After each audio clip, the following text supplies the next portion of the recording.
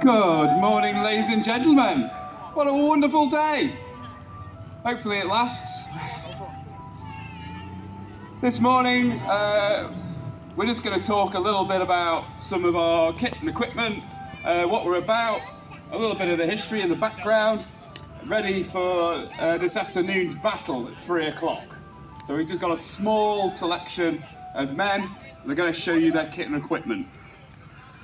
So here's a little bit of background. So what we're representing is the early 10th century, when Britain was split pretty much between the early English in the south, the Kingdom of Wessex, a portion of Mercia, which was kind of loyal to Wessex at the time, and then the Danelaw, which is mostly the north and east, where the Vikings, having made a treaty with Alfred the Great of Wessex, split the island into two.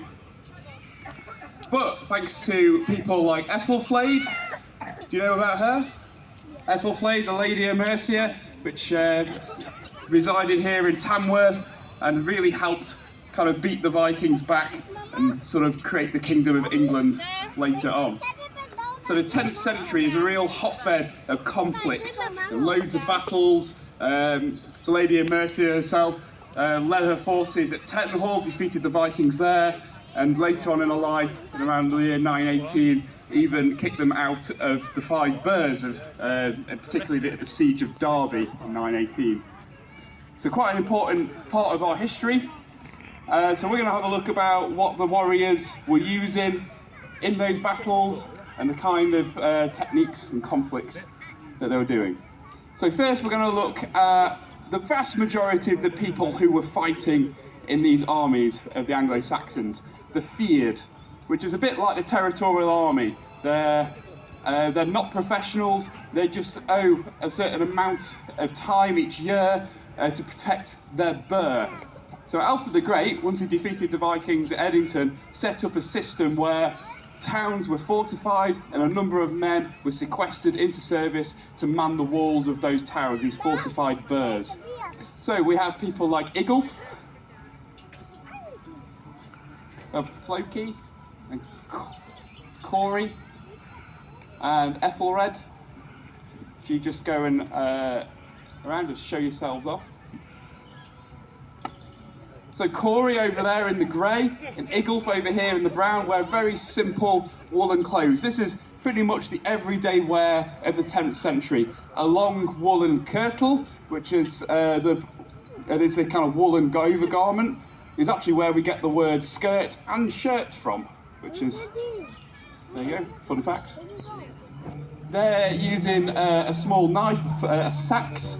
The word Saxon actually comes from a knife that looked like this. There was a Roman guy called Tacitus who described this tribe in Germany by the knives that they wore, which became the Saxons. And of course, those Saxons migrated over to Great Britain. And this is that kind of fighting knife, kind of a long machete type instrument that can just be used for hacking and slashing, real simple. The other guys here, Ethelred in the salmon colour and Floki in the green, basically just using hatchets. Very simple hand axes, straight out of the tool shed. These are cheap weapons. They're not really well equipped. Ideally they go into battle with a one-handed spear, which they could use in conjunction with that shield that they're holding. So large, made out of lime wood, in planks, kind of banded together with either an iron bar or a piece of wood, and then covered in hide. Makes it quite durable, but quite flexible as well with a centre grip. An iron boss in the middle just helps protect the hand. So, ladies and gentlemen, that's some facts. And I'm sure it's all very interesting, but would you like to see some fight? Yeah! Yes! Okay.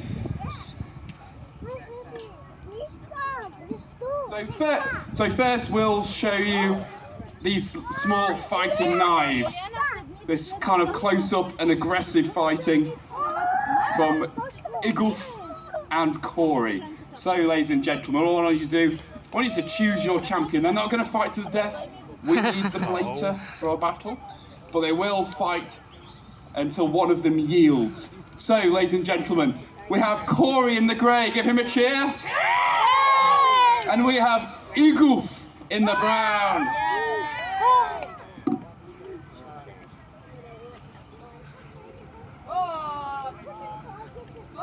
So fighting knives are good in the shield war. When you're lined up next to another man, it's good for cutting underneath the shield, getting nice and close. When all the spears have already been broken, we can get in there, get around the shield. Very versatile. But unfortunately, that range, being close, also puts you at a lot of risk.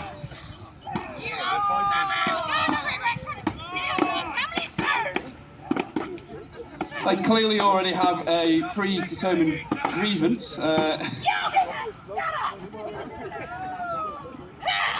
on, stop backing away!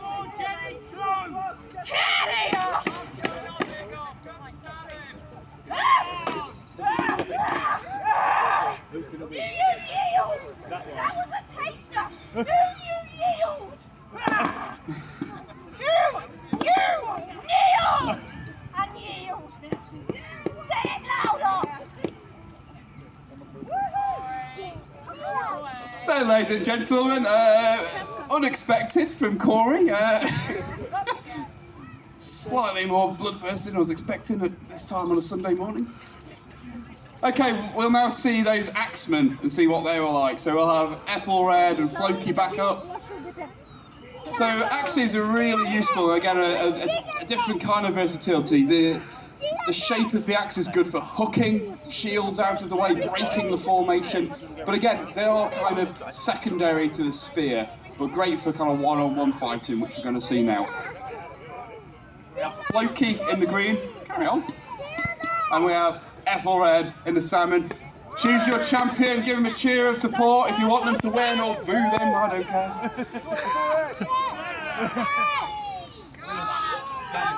I can't hear you. Come on, shout for somebody. You see Floki there hooking his axe in the original shield, which can be a bonus, but sometimes if it gets stuck, it could be a real encumbrance into the fight. And you really, really don't want to get any limbs in the way of those swinging axes. The heads being much heavier than a small knife can do serious damage when they hit.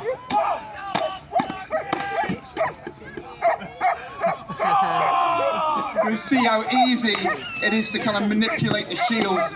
It's really easy to bash them out of the way and hook them around and try to work out your own openings.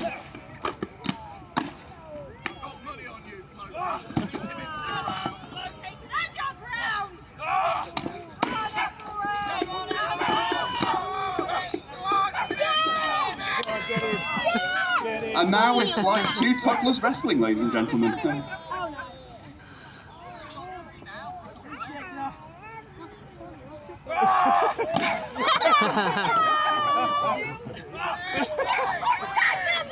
Floki! Floki! Just... I think he won that one. Give him a round of applause, ladies and gentlemen. Next up, we'll have a look at Agnar and Ulrich. So, ladies and gentlemen, most of the people we've seen are in pretty drab clothing. The vast majority of people would be out in the rural communities, owning their own farmsteads or as tenants on the land of the local earl or other kind of noble noble families, which means that they don't really have access to all the dye stuffs that make the sort of vibrant colours that actually pervades most of the Viking Age. Unlike Hollywood would have you believe, with the kind of grey-brown filter that most historical films seem to have, it was actually pretty colourful. They had a wide access to different pigments for paints and inks, and they had a wide access of different natural dyes. But getting access to, having them available is different to having access to them. And really the burgeoning trade towns, these burhs that Alfred the Great founded, became kind of bustling trading posts in their own right. And that gave you access to markets overseas where you could get really vibrant coloured cloth. And if you were an artisan who worked in these places, you could afford to have luxuriously coloured clothing and all sorts of accessories, silver jewellery, and all sorts of things like that. So you can see these men look slightly better off than the ones we've seen before. Ulrich, over there with the spear, is the only one who's come equipped with the best weapon, which is the spear. Most people, if they're not thick as a brick, will go into battle with a spear and a shield. Or Ulrich, who has perfected the art of staying alive, uses his spear two-handed in the rear rank of the army, so he doesn't have to get into combat at all. Agnar over there, using a kind of Norwegian-style axe with a very flat top and the long beard, which almost looks like his own beard, if you sort of put it next to it. He does have a nice beard. So these guys, a little bit more sort of wealthy. They may have been selected as riders. They're what they call the Victorian scholars called this the select feared. But what it really means is basically the kind of richer, probably more literate people would be part of the kind of rapid defence force. They would be on horseback. They would ride and alert the Boers to news of Viking raids or other threats from overseas. So, let's see these guys have a fight. We've got a spear from Ulrich over there, and we have Agnar, Redbeard, over here.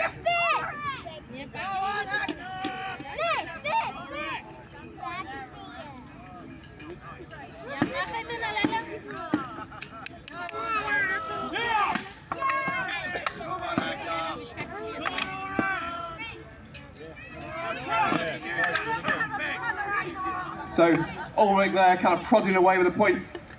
The spear's great at keeping distance away from your enemy, but it is also only a small sharp bit on the end, which means if an opponent gets past that point, you know, he can just run at the enemy and kind of get beyond the sharp bit that's going to hurt him. Which is why, Ulrich, you should have a shield.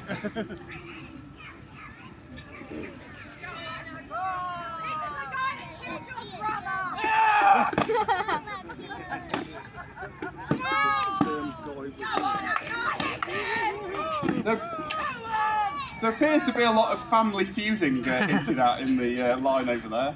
I think we've had some killed brothers, some gambling debts. I'm sure that will. Ulrich managed to get through. I hope that's a shallow wound.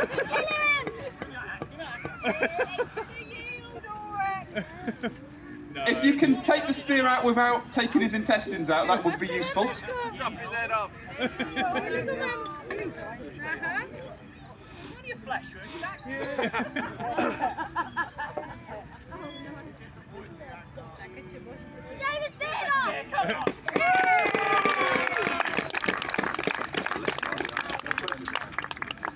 Okay, ladies and gentlemen, let's look at our last three warriors. We have Frost, we have Loden, and we have Bjornulf. So we'll start with Frost. He's wearing the maroon, and again you can see you know, a much more vibrant and distinctive colour than the kind of drab greys and browns of earlier. Frost is wearing a ridiculous hat though. There is. It is a fantastic hat, and he's just jealous that he doesn't own one. No, it's just a criminally bad hat. Frost is wielding a two-handed axe. These were, in our period, were called the Dane axe, thanks to the Danes who brought them over and used them, but were later used by the Anglo-Saxons themselves at the Battle of Hastings. One account from the battle suggests that an Anglo-Saxon knight cut the head off a Norman in full mail and took his horse's head off in one blow. But given that that was written by a Norman, I'm sure that was just there to kind of make their victory sound a little bit better. Over the other side, we have Bjornulf and we have Loden. Both of these men wearing a male shirt, a björni, which is a kind of t-shirt sized, made of kind of steel, iron interlocking rings, completely protects you against the slashing motion of a blade. They still use this today in modern kind of stab-proof vests and butcher's gauntlets and things like that. They're also wearing helmets, giving them a bit of protection on their head. So this is really the professional corps of the Anglo-Saxon army. These men are professional soldiers. They are employed as part of a household to the great lord or as retainers. They may have been granted land for their services, or they're just paid in silver as mercenaries. Either way, they're very good at their job. They come equipped really well. Bjornolf there with a sword, which is kind of like having a small family car on the driveway, paid for in cash. Their mail shirts themselves, also just as expensive as that. That's if they paid for them themselves, which is probably unlikely. The Anglo-Saxons had a death tax called the heriot, where wealthy men, upon their death, would have to split part of their estate to equip men of the burh, mail shirts and helmets and spears and shields. Horses and attack were part of this benefit. So these men, being worthy of being part of this kind of household bodyguard, the huskars, may have been given from that estate. So let's see these guys have a fight. We're going to have Lodden and Bjornolf, and they're going to have a fight for you for your entertainment, ladies and gentlemen. So if you want Lodden to win, give him a cheer. If you want Bjornolf to win, give him a cheer.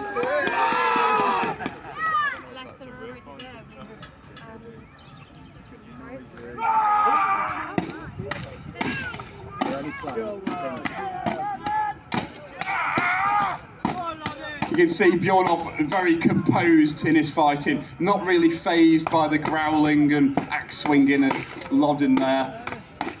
Bjornolf keeping his composure, keeping calm under pressure from this wild swinging of the axes.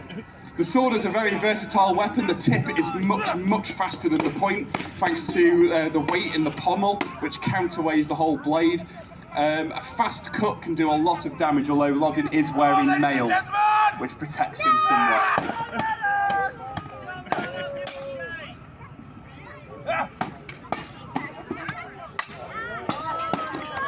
Lodden having a good go, but for all of his aggression, I think he's tiring himself out. Bjornolf just letting him press on. It's a clever strategy. Chainmail is heavy. It's like basically just carrying a toddler on your back. Oh, and Bjornolf just snipes at the shoulders.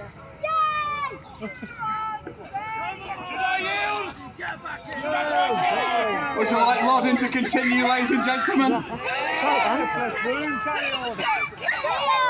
No.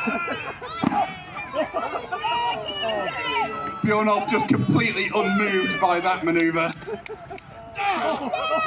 And giving in the licks Lodden clearly deserves, ladies and gentlemen. Ladies and gentlemen, give Bjornolf a round of applause.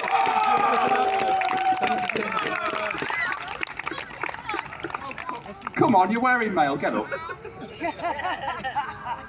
So, ladies and gentlemen, we've been the Vikings of Middle England. There's another display at 1 o'clock of some combat techniques in a kind of training exercise, a load of individual fights you'll be able to watch, and then at 3 o'clock we'll get to the battle where multiple groups are on the field. Please come to our camps and see all of our different crafts from the early medieval period. Visit all of the different camps, but later in the day we're going to put all of the nice crafty things aside and kill each other for your entertainment. So, ladies and gentlemen, one more time, thank you very much for your attention. Please give us a round of applause for the Vikings of Middle England.